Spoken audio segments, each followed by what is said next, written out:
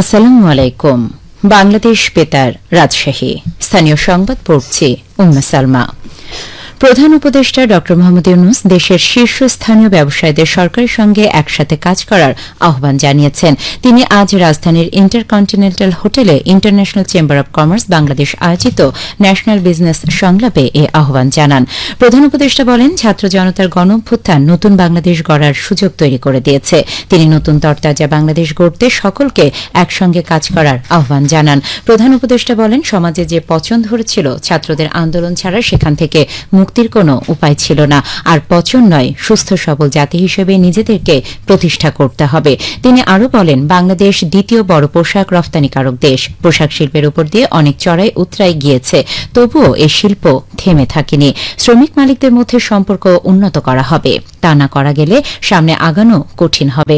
এ সময় ILO convention স্বাক্ষর করার ওপরও জোর দেন তিনি।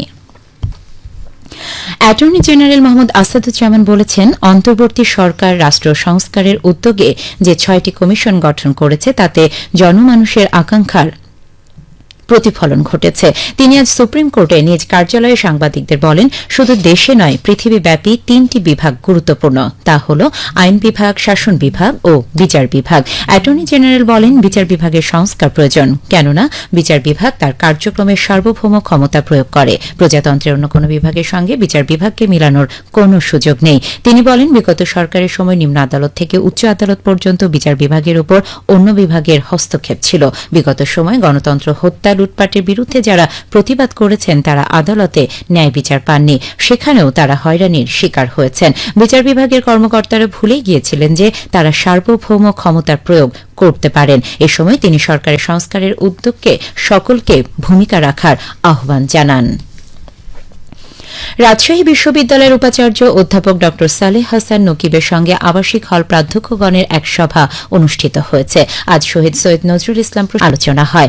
আলোচনার সিদ্ধান্তগুলোর মধ্যে রয়েছে হলে অবস্থানরত অনাবাসিক শিক্ষার্থী যাদের পরীক্ষা চলমান রয়েছে বা 27 সেপ্টেম্বরের মধ্যে পরীক্ষা শুরু হবে, তাদের পরীক্ষা শেষ হওয়ার সাথে সাথে হল ত্যাগ করার প্রতিশ্রুতির শর্তে সাময়িকভাবে হলে অবস্থানের অনুমতি দেওয়া হবে। তবে অনাবাসিক শিক্ষার্থীদের পূর্ব ঘোষিত 15 সেপ্টেম্বর সকাল 10টার মধ্যে হল ত্যাগ করার পূর্বের সিদ্ধান্ত যথারীতি বহাল থাকবে। এছাড়া আবাসিক হলসমূহে সুনির্দিষ্ট নীতিমালার ভিত্তিতে সিট বণ্টনের জন্য আগামী 15 সেপ্টেম্বরের মধ্যে বিজ্ঞপ্তি প্রদান করা হবে। সভায় অন্যদের মধ্যে অফিস অব ইন্টারন্যাশনাল অ্যাফেয়ার্সের পরিচালক অধ্যাপক সাজ্জাদুর রহিম, প্রক্টর অধ্যাপক মোহাম্মদ মাহবুবুর রহমান, ছাত্র উপদেষ্টা অধ্যাপক ড আমিরুল ইসলাম ও জনসংযোগ দপ্তরের প্রশাসক অধ্যাপক মোহাম্মদ আক্তার হোসেন মজুমদার উপস্থিত ছিলেন। পুলিশের রাজশাহী রেঞ্জের ডিআইজি আলমগীর রহমান বলেছেন, যা খুশি তা করাকে স্বাধীনতা বলে না। আইনের বাইরে, ধর্মীয় রীতিনীতির বাইরে, সামাজিক রীতিনীতির বাইরে যা খুশি তা করাকে স্বাধীনতা বলে না। স্বাধীনতা নামে বিশৃঙ্খলা করলে তা আইন ও সমাজের চোখে অপরাধী। সমাজের শান্তি রক্ষার্থে সকলকে যার যার জায়গায় কাজ করতে হবে।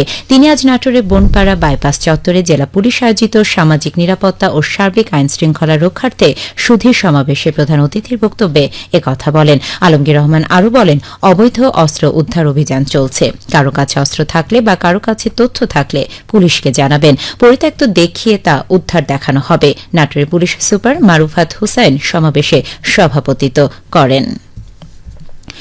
গ্রীষ্মকালীন পেঁয়াজ এবং মাসকলাই ডাল চাষে নাটোরের মোট 1000 কৃষককে প্রণোদনা প্রদান করছে সরকার। প্রণোদনা খাতে কৃষি বিভাগ ব্যয় করছে মোট 21,77,000 টাকা।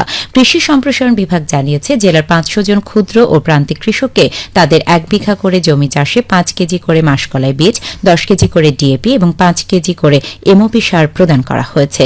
জেলার 7 উপজেলা পর্যায়ে ইতোমধ্যে প্রণোদনার উপকরণ বিতরণ কাজ সম্পন্ন হয়েছে। অন্যদিকে জেলার 500 জন ক্ষুদ্র ও প্রান্তিক কৃষককে তাদের 1 বিঘা করে জমি চাষে 1 কেজি করে গ্রীষ্মকালীন পেঁয়াজের বীজ এবং 10 কেজি করে ডিএপি ও এমওপি সার এবং আনুষঙ্গিক উপকরণ প্রদান কার্যক্রম শুরু হতে যাচ্ছে। এদিকে চাঁপাইনবাবগঞ্জের নাচলে ক্ষুদ্র প্রান্তিক কৃষকদের মধ্যে বিনামূল্যে গ্রীষ্মকালীন পেঁয়াজ ও মাসকলাই বীজ, রাসায়নিক সার ও অন্যান্য উপকরণ বিতরণের উদ্বোধন করা হয়েছে। গতকাল নাচল উপজেলা পরিষদ চত্বরে বিতরণের উদ্বোধন করেন উপজেলা নির্বাহী অফিসার নীলুফা সরকার। সবশেষে আবহাওয়া। আজ রাজশাহীতে সর্বোচ্চ তাপমাত্রা ছিল 36.3 ডিগ্রি এবং সর্বনিম্ন 27.9 ডিগ্রি সেলসিয়াস। সন্ধ্যে 6টায় বাতাসে আপেক্ষিক আর্দ্রতার পরিমাণ ছিল 76%। রাজশাহী ও পার্শ্ববর্তী এলাকায় আগামীকাল সূর্যোদয় ভোর 5:51। সংবাদ শেষ হল। আমাদের পরবর্তী স্থানীয় সংবাদ প্রচারিত হবে আগামীকাল সকাল 8:10।